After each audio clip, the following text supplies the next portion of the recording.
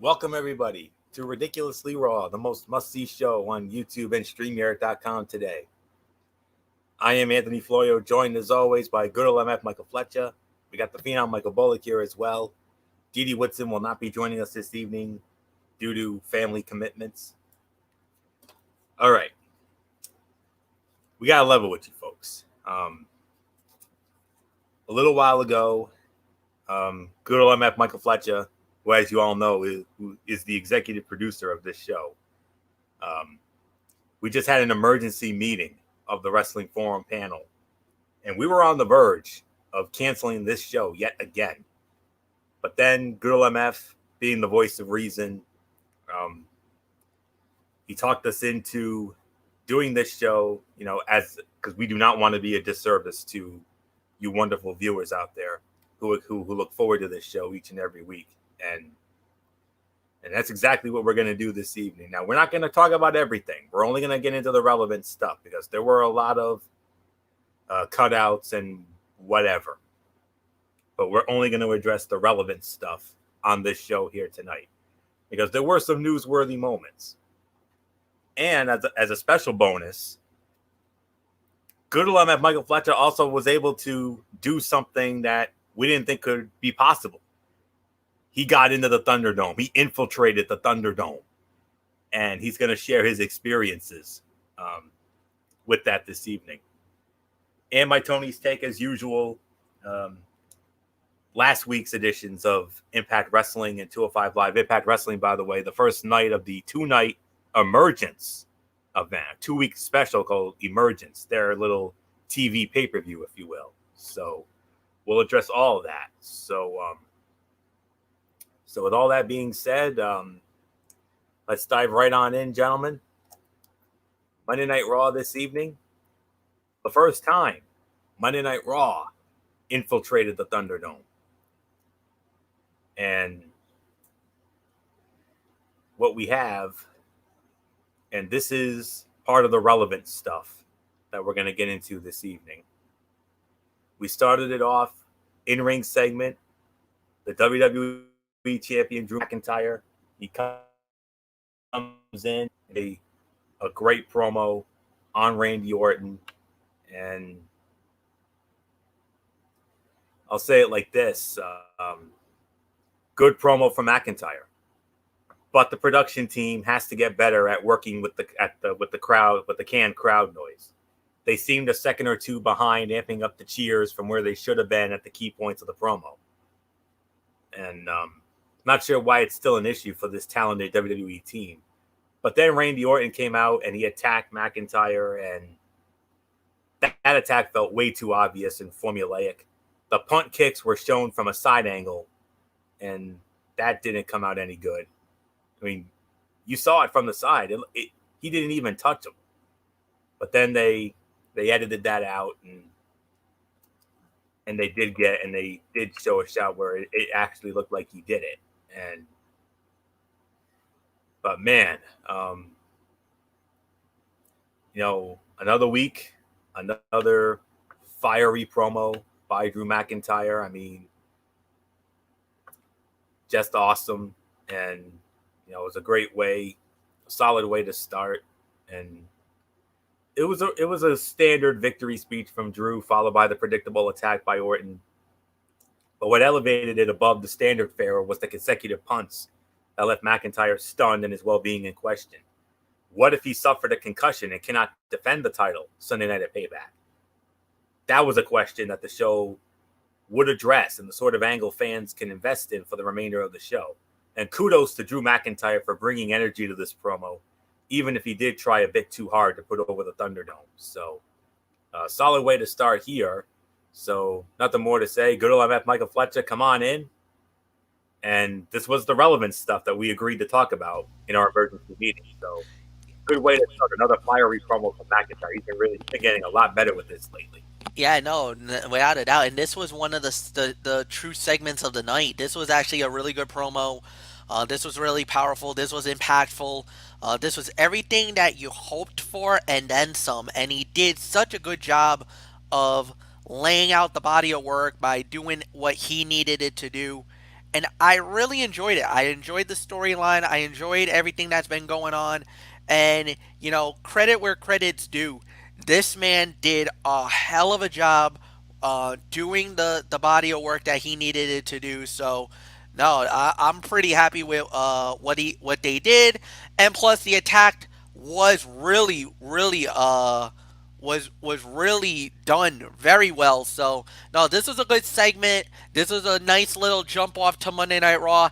At the time, I was not at the Dome yet, so I'll let you know when I get into the Thunderdome. But this was the point where I was still not in the Dome as of yet. So Mike Bullock, you returned. Yeah, this was a good segment, and the attack was expected. So but like I said, it was a good, nice little jump off to Monday Night Raw.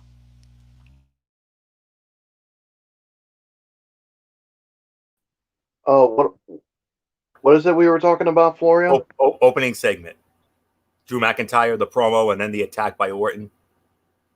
Yeah, I thought it was a good promo to start off this edition of Raw. I mean,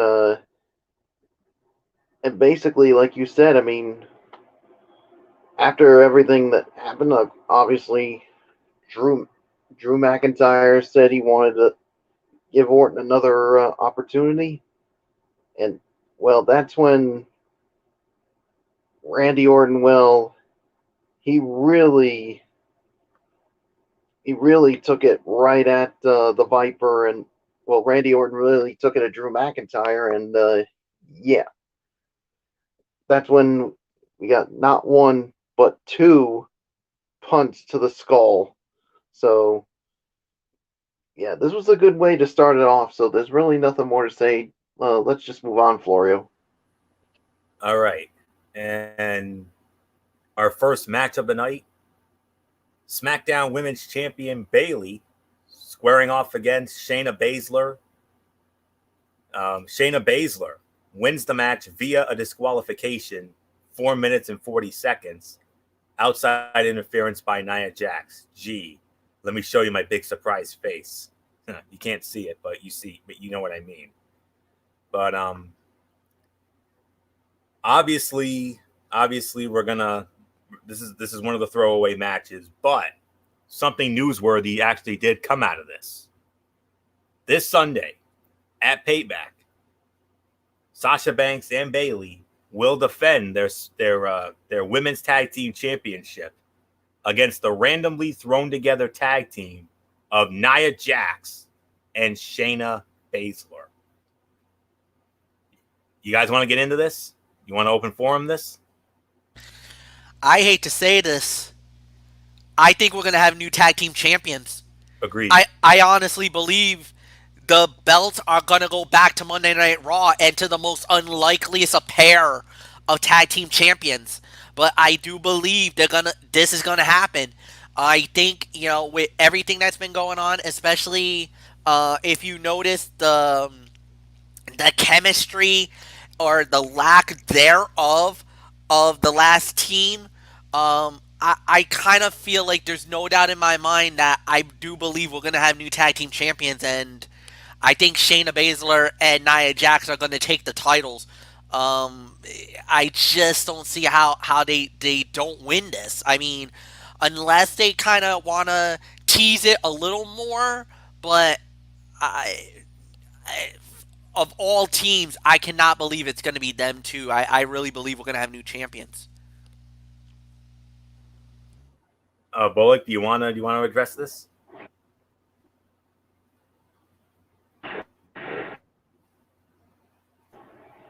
Yeah, I got it now. Yeah, I'm with Fletch. I mean, I think we're going to see new tag team champions. Uh, I never would have thought it would be Nia Jax and Shayna Baszler. So, and I think this is going to continue to basically continue to lead into what eventually is going to be the breakup of the boss. Well, shall we say Sasha Banks and Bayley? So yeah, there's really nothing more to add. I'm just gonna give it to you, Florio. Yeah, and I'll make it unanimous. I think we are going to have new champions. That's our early projection, and don't be surprised if we hold that up on Friday night when we do our payback preview on the Cerebral Smack Talk. But all right, here's an interesting segment here. This was announced at SummerSlam last night. As you know, Kevin Owens. And the Red Sox will be adding for August. That's a great point. And I think Phillips, Byron Saxton during the Raw Tag Team Championship match with the Street Profits, Andrade and Angel Garza. And he announced as he was leaving, that he was going to be bringing back the Kevin Owens show and that his guest was going to be Aleister Black. So we got that. It was the Kevin Owens show, Aleister Black, the guest. And Aleister Black, you saw it, had a humongous bandage or whatever, some kind of eye covering there after what happened with Murphy last month on Raw. And all of a sudden, out of nowhere, after seeing the footage, Aleister Black snapped and he attacks Kevin Owens, laying him out with a black mask. Gentlemen, I think we have a heel turn. And if that's the case, I got to be honest, guys. I think, and I told Bullock this during our Raw chat, and maybe MF will agree with me on this. I think a heel turn will do wonders for Aleister Black. What do you guys say? He has the look of a heel, honestly. Definitely. He definitely has the look of a heel, so I think this will definitely work. And not only that, guys, I think we have a match. Kevin Owens versus Aleister Black at Payback on Sunday night. Agreed. I mean, there's no way that Owens is going to let that slide at all. I mean, he literally got destroyed. So, no doubt in my mind. I think that's going to happen. And, yeah, this was shocking because I don't think none of us saw that coming. Because the way he turned on Kevin Owens like that, like, you could see the reactions on the faces from the fans in the Thunderdome. They were stunned. So was I. Even though I wasn't in the dome yet, I was stunned when I saw that live. I mean, I was like, oh my God. So, yeah, that was wow. That was wow. And Michael Bullock, during our Raw chat this evening, I told you, I believe a heel turn will do wonders for Aleister Black. And you still agree with me on that? I'm still with you on that. I think a heel turn will definitely help out Aleister Black. So, yeah, there's really nothing more to say. So, move on, Florio. Yeah. Yeah, the traumatic experience that was Black's eye injury at the hands of Murphy last month, causing him to take on a darker, more sinister persona, is definitely a storyline development to get behind. Black has been missing that edge he had in NXT, and that means he has to turn heel to discover for him. Program Aleister Black has earned since coming to the main roster. All right. Yeah, we're gonna throw this away. 24. What's a Monday Night Raw without 24/7 silliness? Shelton Benjamin, R-Truth, Akira Tozawa, Cedric Alexander, Fatal 4-Way for the 24/7 championship. We crowned a new champion. Akira Tozawa wins the title. He won it in a minute and a half. Dud. Who cares? Nothing more to say. Now we're going to get into what was obviously far and away the best part of this show tonight, and literally practically the only bright spot of this show tonight. Randy Orton cutting a promo about what he did to Drew McIntyre earlier in the night, and he addressed the loss at SummerSlam last night. And then here he comes. Bask in his glory. The Monday Night Raw debut of the Limitless One, Keith Lee.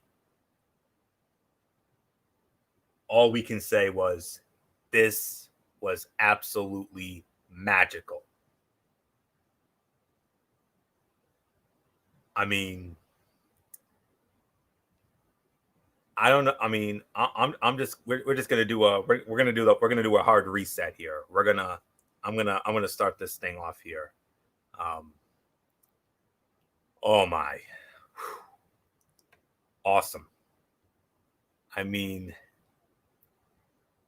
a fired up Orton taking exception to what he considered pity from Drew McIntyre was great. Even at this point in his career, he still seeks out motivation, not unlike an elite athlete in any other field. It helped give a look into the psyche of the Legend Killer, something we aren't always privy to in WWE's more one-dimensional promos. Keith Lee looks like a major star right out of the gate by interrupting the Viper and issuing a challenge, which ended up being official for later in the night. That, coupled with the promo package that announced his arrival during SummerSlam last night, are all the evidence you need that WWE has very sizable plans for the Limitless One. There's nothing more to say. This was hands down the segment of the night. And MF, I know you've been chomping at the bits. You've been wanting to talk about this. This was one of the reasons why you wanted to do the show tonight, because of this alone. Your boy Randy Orton against Keith Lee, and Keith Lee, they're not wasting any time with him. They're already putting him into that main event mix. And quite frankly, after what he did in NXT, I think he deserves it. This was the moment I got into the Thunderdome. This was the moment I got to see this live in action in front of the world. I was in the dome when this happened, and my God, this was awesome. This was awesome. This was as good as it got. Being in the dome, witnessing it live. I mean, that was, oh man, I was loving this moment. This was excellent for me. I was on a major high. So, I mean, we'll see. We'll see what happens. This is going to be very interesting. So, yeah, nothing more to add. So, this was a good match. Unfortunate that it ended the way it did, but you know, obviously the match ends in an NA, and technically, if you think about it, Randy Orton wins by disqualification because Drew McIntyre jumped him. So, unfortunately for Keith Lee, he just lost his first match on the main roster via disqualification because of the WWE Champion. But a hell of a performance by Keith Lee. He looked amazing in the Thunderdome. He looked like he was right at home. That was a great performance. And Michael Bullock, as a former NXT guy, as Keith Lee is, you gotta be very proud of him because he absolutely went toe to toe with one of the best in the game in Randy Orton. Props to him. This was, at least in my mind, possibly fight of the night, even though it wasn't that great of a match, but it was solid for what it was worth. Well, it was supposed to technically just be the segment we were getting into. We'll get into the match later. Oh, okay. I'm sorry, but it was fine. It was fine as well. Yeah, we'll get into the match in a little bit, but Michael Bullock, what MF was basically trying to say was this was basically a proud papa moment for you because he was, the heart and soul of NXT. Oh yeah, I mean, he basically showed, that why he's the Limitless One and why he doesn't fear anybody, especially when it's Randy Orton. I mean, he literally came out and confronted him about everything. He stood up to him and actually challenged him to a match that we would end up seeing later on in the night. So, yeah, I mean, and I told Florio this before. If Randy Orton takes Keith Lee too lightly, that's a huge mistake. And is it a big mistake? We'll find out later on. So yeah, there's really nothing more to say. Florio, it's yours. Yes, indeed. I mean, what a moment.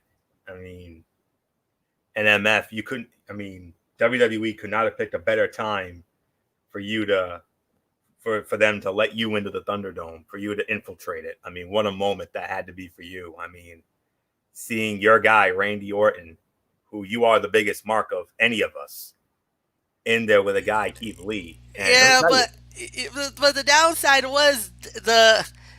Well, I guess I could give you the little skinny, but I hope they don't get me in trouble here. I hope I don't get myself in trouble for saying this.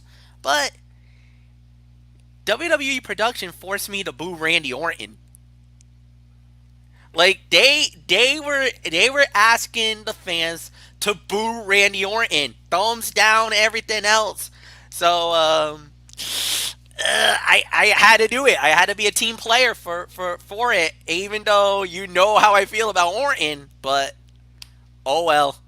Sorry, Randy. I love you, bro. But unfortunately, if I want to stay in the Thunderdome, I gotta comply and be a good little soldier. So I was forced to boo the Legend Killer. Yeah, I was just gonna say, Fletch, if you wanted to stay in the Thunderdome, you unfortunately had to comply with what they did. And I will say this: it was well, we'll go more into it in a little bit. So go ahead, Floyer. yes, Back to you. yes, indeed. And let me tell you about Keith Lee, man. I mean, 9 months ago, last November at the Survivor Series, we all remember, we saw it. He went. This is not the first big name he's danced with.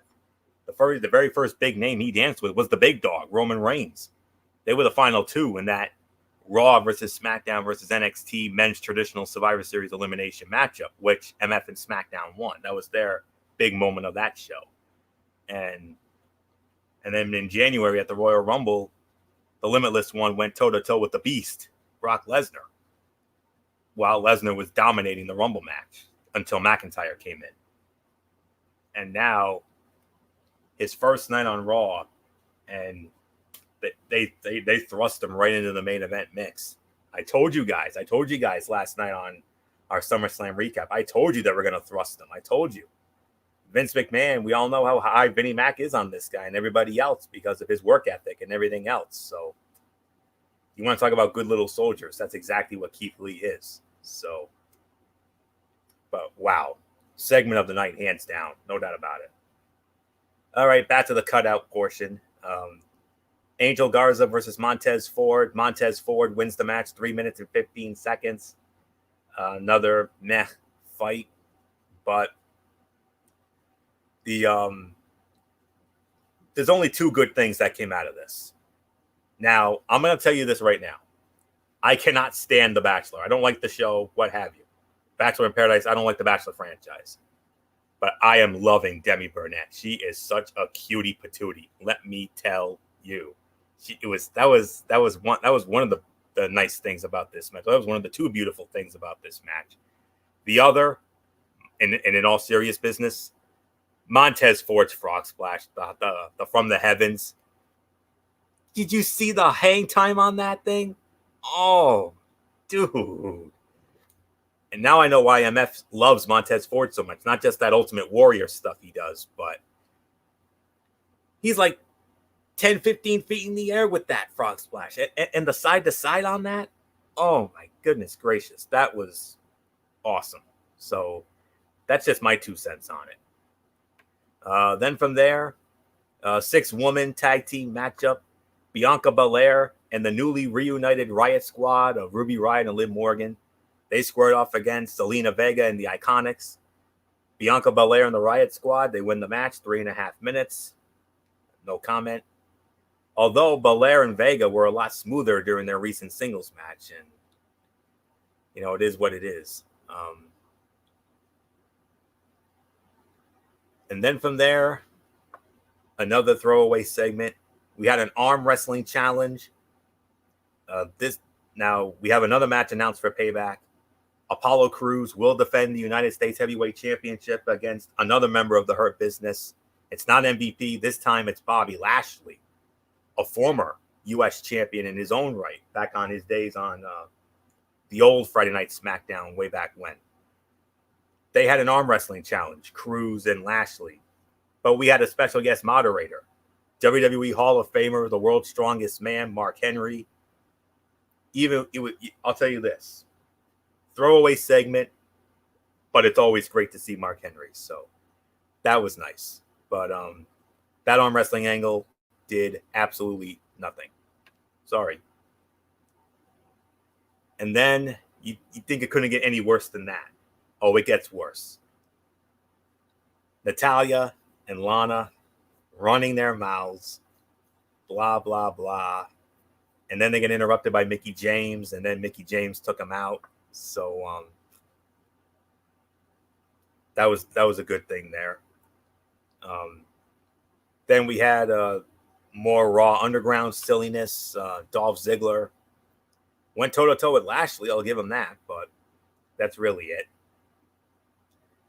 And then now we get into the match. Randy Orton versus Keith Lee. Randy Orton, yes, MF was correct. Randy Orton did win the match via a disqualification in only 5 minutes. I mean, MF, you already spoke your piece about the match a little earlier on. Did you want to address any more about this? I mean, you were in the Thunderdome after all. Yeah, being in the Thunderdome, I was actually positioned 10 rows up. Now, if you guys recorded this, or if you want to ever see it again, 10 rows up, I want to say about middle in, you'll see me in the match. This was amazing. This was incredible. Dee Dee Woodson actually said, "I think I saw you in the Thunderdome." Yes, I was. I didn't see myself, but 10 rows up, about middle in. I was in the dome watching it, and man, I mean, I gotta give credit where credit's due. This was a really good match. Fight of the night for me. To say the very least, even though, yes, Orton wins by DQ, but it served its purpose. It was a good little story, and again, Keith Lee looked really good in the match. So there's really nothing more to add. Bullock, if you want to give a quick thought, it's yours. Yeah, and yeah, it was a good. It's good when it comes to the storyline, and yeah, and Keith Lee basically proved that hey, he can hang in there. I mean, he did some things that really amazed me when being in there with Randy Orton. So yeah, there's really nothing more to add to it. Fletch pretty much touched on it. So Florio, what's yours? Yeah, I would probably give this about 2.5 stars for the effort. I mean, it was nice to see Lee confront Orton early, then show off at the start of this match. But the remainder of the contest and the finish itself did the newcomer no favors. If anything, Lee looked like an also ran a bit player in the big story of McIntyre and his foe. There will be those that argue that Lee sharing the ring with Orton was all he needed to be taken seriously as a threat on Raw, but to be dismissed as a side character, filling a role that literally anyone from Ricochet to R-Truth could have, is certainly disappointing and questionable use of a relatively hot new star. Did the booking hurt him so badly that he cannot possibly recover? Absolutely not. It was a momentous night for him. With that said, it is exactly this sort of booking WWE Creative must avoid going forward if it hopes to make Lee the star the talent and charisma suggests he can be. But then there ended up being more to this. Drew McIntyre was talking with Charlie Caruso, and then Orton struck again, and he punted him in the head for the third time tonight. And they said that it was so bad that, McIntyre could be in serious trouble. And it was announced, gentlemen, that Sunday night at Payback, Keith Lee doesn't have to wait long because he's going to get another shot at Randy Orton. We're going to see Keith Lee versus Randy Orton. Now, I have a possible scenario about this. And I told Bullock this during our Raw chat. And MF, you're obviously going to hear this for the first time as well. Based on what they said about McIntyre, I'm very worried. I mean, I hope and pray that he's okay. But in the instance that what if he cannot go? What if he can't defend the belt? Does that mean he would have to relinquish it? And that match between Orton and Lee could possibly be for the title? That's something we got to think about. It really is. And I don't know if that's going to happen, but based on what Charlie Caruso said about Keith Lee. I mean, or I should say about Drew McIntyre's condition after that third punt with a possible brain hemorrhage and whatnot. If it's that serious. Yeah, I mean, normally you would be more worried about a concussion or a severe concussion, but if they're actually thinking of forcing McIntyre to drop the belt, that would be so tough because that's the worst way for McIntyre to lose the belt. You rather prefer him to lose it in a match, but to lose it because of injury, man, my heart would break for Drew McIntyre. But it would be a great moment for Keith Lee. I mean, think about this: first night into the main roster, you got to fight Randy Orton. Now, Sunday, you possibly might be fighting for the richest prize in the industry. Keyword might. Might? Holy cow, if that happens. I mean, you want to talk about strapping the jetpack on the back. If he gets the opportunity. If he gets the shot at the title. So we'll see. Bullock, did you want to address this? I mean, I told you the scenario during our Raw chat, but you said you were a little iffy about it. Do you still feel that way? Let's just wait and see what happens. I mean, because the thing is, they don't have that much time to decide because the pay-per-view is this Sunday. I mean, especially now that found out that it is going to be Keith Lee and Randy Orton at Payback. So I'm pretty sure. I mean, we'll have to keep an eye throughout the week to see if anything changes. Fair enough. So let's continue on here. Return match for the Raw Women's Championship under Lumberjill rules. Yes, we had a Lumberjill match here. Asuka defending the title against Sasha Banks. Winner of the match, 7 minutes and 50 seconds. And still the Raw Women's Champion. It is Asuka. Bullock, I guess we could call this our default fight of the night, even though this wasn't really anything overly special. Yeah, by default, this was the fight of the night, even though it really wasn't anything special. I'll give it about maybe 2 stars for the effort. No surprise with the outcome, so Florio, it's yours. Yeah, I would probably give this about 2.5 to 2 3/4 of a star. I mean, it was an overbooked mess, but did have a few things working in its favor. First, it put Asuka over in her first night back as champion. Secondly, it continued to create division between Sasha and Bayley, who failed to help her friend and tag team partner for the second night in a row. Thirdly, it adds heat to the women's tag team title match between the Golden Role Models versus Shayna Baszler and Nia Jax for Sunday night. And despite the match's in-ring shortcomings, it did everything it set out to and at least earns an above average rating as a result. So I'll give this 2.5 to 2 3/4 of a star. MF, match may not have been overly special, but at least we had quite a bit of some storyline progression in this. A ton of storyline progression, no doubt about it. This was a decent main event. Like you said, 2 stars. And like you said, it really didn't serve a lot, but it did all right for what it needed it to do. So yes, great outcome, great main event, or great matchup, and yeah, really nothing more to add. So Florio, it's yours. Yeah,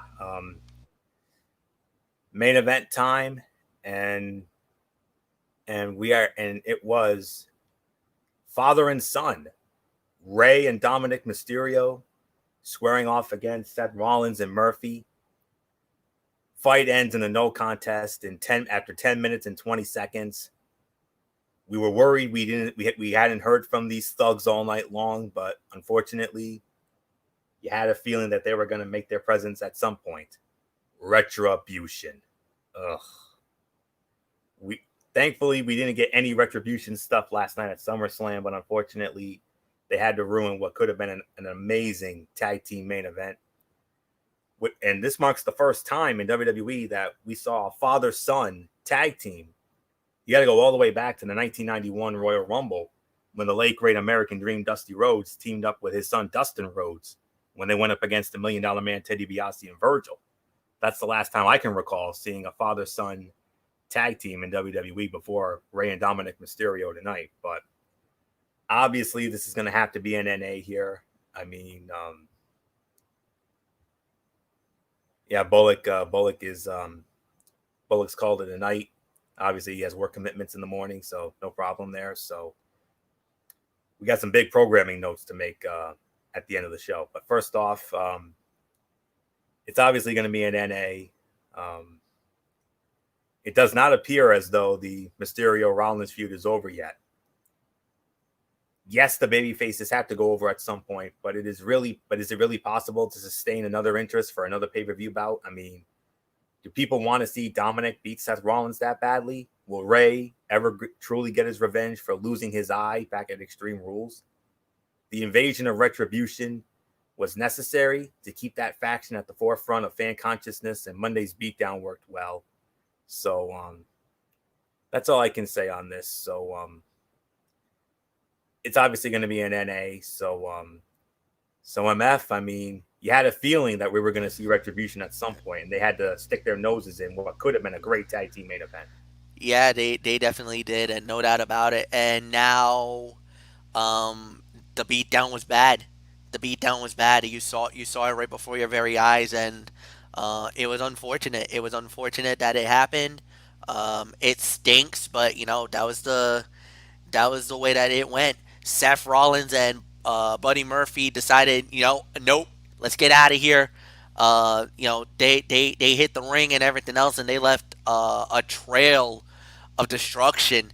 Poor Rey and Dominic both paid quite a price on this beatdown, and it was pretty bad.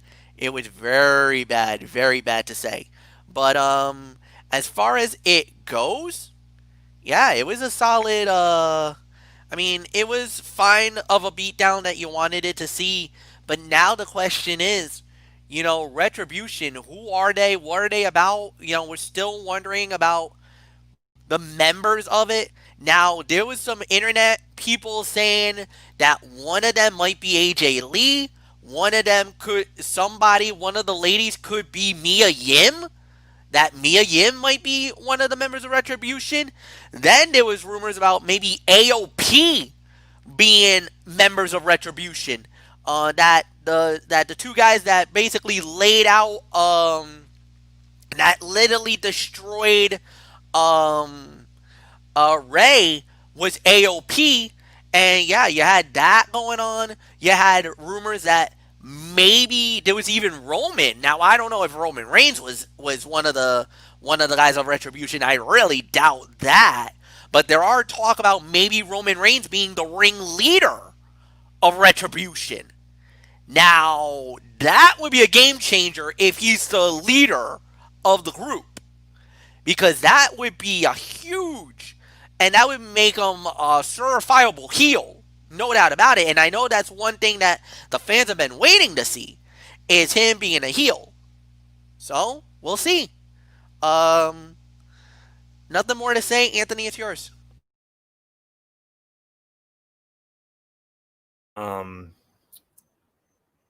I also heard a rumor about possibly The Miz being the ringleader of Retribution as well, because he was the last one in after they got involved last on the That's last right. SmackDown. I talked about that on Friday night. How I saw that pretty late. Yeah. So that's definitely a lot to think about. So but anyways, let's get into our overall thoughts on this show. MF, I mean, obviously this was another blast show, but you Absolutely. said it was but you did say it was decent and passable, hence why we did the show tonight. Yeah, it was decent and passable. It was all right. And it was good. It was good. It was solid. It wasn't great. Like, honestly, it wasn't great. But having the experience, doing it in the Thunderdome, being in the dome tonight was absolutely awesome. The energy that was from the people in there was a great feeling, and I cannot be any more happier. I'm proud of WWE. Thank you for doing this.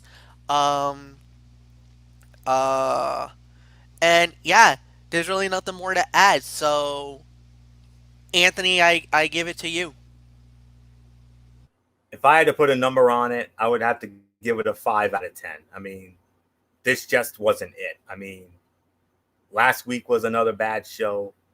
I would compare this week's show to that of 2 weeks ago when the wrestling in between the ropes was anything but entertaining. The decisions made by characters outside of the ring just didn't make sense. Nia Jax in no way, shape, or form has ever shown the ability to put aside differences for the sake of a title, even if that was explained.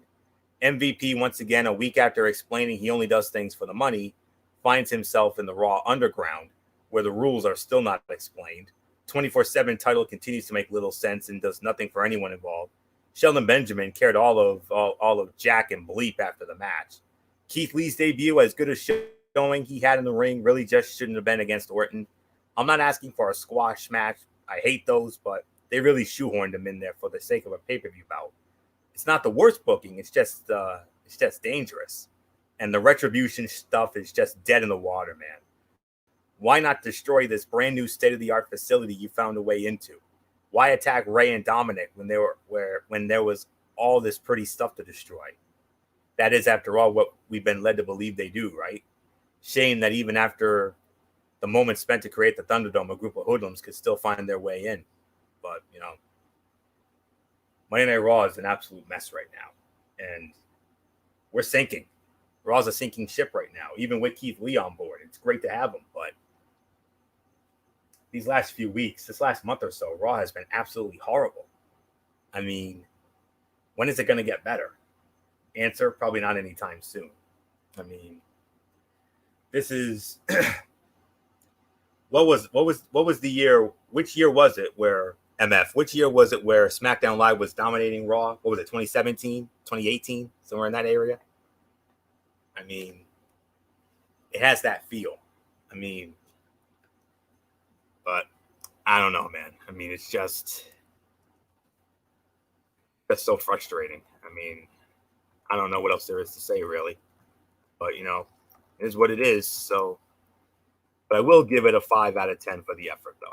I will do that. So, nothing really more to say. Tony's take, and well, Impact Wrestling has started another 2-week special. You remember back in April, they did a 2-week event called Rebellion. This time around, we got a 2-week event called Emergence. And last week was week 1 of it. Tomorrow night, we'll have the second week of it. And of course, this is, as always, from the Skyway Studios in Nashville, Tennessee, exclusively on Access TV. And let me tell you, this was far better than anything we've been seeing on Raw lately. We started it off with an X Division Championship match, triple threat match. We got the champion Chris Bay defending against Rohit Raju and TJP. Winner in 10 minutes and 53 seconds. And the new X Division champion Rohit Raju. Whoa. Okay. I'm gonna pull the trigger. This was the fight of the night. 3 3/4 of a star. Great way to start off the show. TJP got to show off more of his innovative offense than we've seen in a while. Worked fantastically against both Bay and Raju. The title switch is more than a bit surprising here since Bay was still getting his feet under him as champion. But I'm admittedly curious to see where this goes. And the match definitely set the bar for this show here. TNA World Heavyweight Championship match. Moose defending against Trey Miguel. Moose successfully defends in 9 minutes and 13 seconds. 3 1/4 stars. Great big man versus little guy match here. Trey bumping like there's no tomorrow. Moose looked dominant. Outcome was never in doubt because of the EC3 feud. But Trey worked really well here, and it put Moose over better than all of his previous title matches have. Then we had there was a backstage segment. Jimmy Jacobs was interviewing Willie Mack, but he got interrupted by Brian Myers. So we're going to see Brian Myers against Willie Mack, I believe, next week as part of night 2. Ace Austin and Madman Fulton, they went up against the Good Brothers. The Good Brothers won the match. 10 minutes, 55 seconds, 3-star match. Good, solid stuff here to give Anderson and Gallows their first Impact win. Austin and Fulton look competitive, but this always had to go the Good Brothers' way. The heels don't lose anything by losing here. It got a bit repetitive in parts, but delivered in large part. Kylie Ray against Taya Valkyrie and the Wrestle House silliness. Kylie Ray actually won the match, 2 stars. As a Wrestle House comedy match, it wasn't bad, though. These two are obviously capable of far more. If they're given a chance for a real match, it was just kind of out there. Next week, as part of Night 2, Brian Myers against Willie Mack. More Wrestle House silliness. Why did EC3 steal the TNA heavyweight title? Eddie Edwards will defend the Impact World Championship against an opponent to be determined. But the highlight match here, 30-minute Iron Woman match for the Knockouts Championship, Deonna Purrazzo against Jordynne Grace. If they book that correctly, that's got potential to be one of the great knockout matches in history. So that's really all there is to say there. Main event of the evening, return match for the TNA for the Impact World Tag Team Championship, Motor City Machine Guns against the North.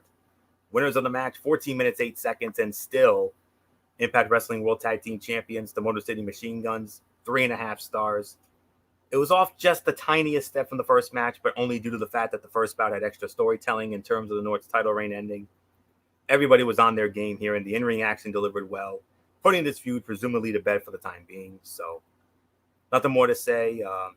8.5 out of 10. Great first night. The non-Wrestle House matches were all great. Featured a title change none of us saw coming. The Wrestle House content delivered some storyline advancement in a match that was fine by the concept standards. Tomorrow night has a lot to live up to after last week really nailed what it had to accomplish there. So well done indeed. Excuse me for just 1 second.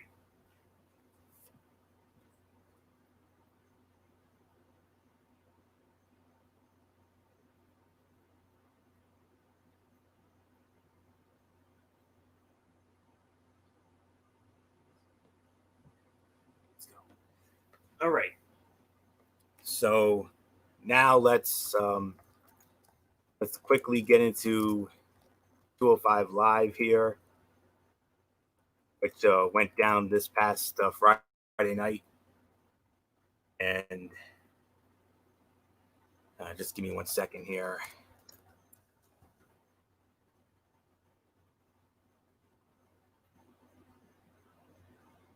Okay. Started it off with Drake Maverick against Tahuti Miles. And Drake Maverick won the match in 7 minutes and 36 seconds, 2.25 star match. It was solid, but I was kind of expecting a little more. Miles seemed concerned with getting the character over and then was put away rather easily once Drake got on the offense. Solid, but nothing more. Then we saw Tony Nese against Jake Atlas. Jake Atlas wins the match, 10 minutes, 39 seconds. 3.25 stars. Atlas delivers another good match, and that was kind of expected as Nese is very good at what he does. Good stuff here from both men. The post-match angle was interesting as they do need to run some angles and storylines for the division. 7 out of 10. The show delivered once again as we get a solid match to open and a good main event to close. The new setting also helped freshen things up a bit, and this show just continues along delivering good wrestling in an easy 30-minute watch. So that's really all there is to say on that. So that's it for this. But MF, before we go, I mean, we got some very exciting content that we need to let our fans know about, and we're going to do that right now. So here we go. Now, MF, I just want to be sure we have this correct per our emergency meeting a little earlier. Wednesday night, we're going to have a very special edition of Strictly Sports on Wednesday night, 10 p.m. Eastern. We're going to be previewing the second round of the Stanley Cup playoffs that just got underway.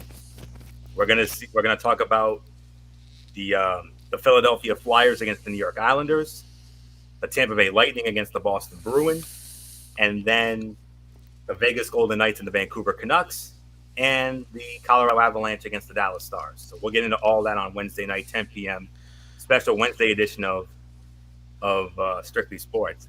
And MF, we're going to have ourselves a special Thursday edition of Wednesday Night Mayhem. Is that correct? Yes, indeed. As many of you guys know, because of the NBA playoffs on TNT, they've been moving around a lot of the news for AEW. So therefore, I have decided that this upcoming week we're gonna move our Wednesday Night Mayhem to Thursday night, and we're gonna do reverse order. NXT will be first off, and a and then we order. Mep, you're cutting in and out. All right. There So what we're gonna do will be and we'll do that on at 10 p.m. Okay, so you heard MF. Special Thursday edition of Wednesday Night Mayhem on Thursday, 10 p.m., immediately following the special Thursday edition of AEW Dynamite, where we're going to review NXT first and then AEW Dynamite. And that'll be Thursday at 10 p.m. And then Friday night, same time, 10 p.m., immediately following Friday Night SmackDown, another edition of the Cerebral Smack Talk hosted by good old MF Michael Fletcher as well. And we're going to, not only are we going to review Friday Night SmackDown, but Friday Night SmackDown, MF, you got yourself a potential segment of the year candidate. The returning Roman Reigns, your new Universal Champion, The Fiend Bray Wyatt, and Braun Strowman are going to have a contract signing because, MF, it was announced tonight, SmackDown's got the show stealer for Payback. Let's be realistic. You're going to have The Fiend, Braun Strowman, and Roman Reigns, triple threat, no holds barred for the Universal Championship. MF, you got a show stealer on your hands here. You're gonna steal the damn show on Sunday night. Let's be realistic. My God, but we're gonna address that contract signing on the Cerebral Smack Talk, and we'll also be previewing the Payback pay-per-view as well. So that's on Friday, and then Sunday, immediately following Payback, MF will host the Payback recap show, and then Monday night, God willing, we will have Ridiculously Raw. Hopefully this is the week where they'll finally get their heads out of their you know what. So because that's really where they've been, this last month or so. So all right. So that with that being said, that will put the bow on this edition of Ridiculously Raw. We want to thank you all so very much for tuning in. We will be back with you Wednesday night for our special Wednesday edition of Strictly Sports, our second round Stanley Cup playoff preview. We will have an NBA playoff preview. We just don't know when that'll be. It'll probably be within the next week or so, but we'll let you know as soon as we're ready to do it. So with that being said, until Wednesday night for the special Wednesday edition of Strictly Sports, it's Anthony Florio here for good old MF Michael Fletcher, and in spirit, the Phenom Michael Bullock, the Twisted Angel Didi Woodson, and always and forever the Hardcore Pipe Bomb Derek Ferrera. You know the routine, everybody.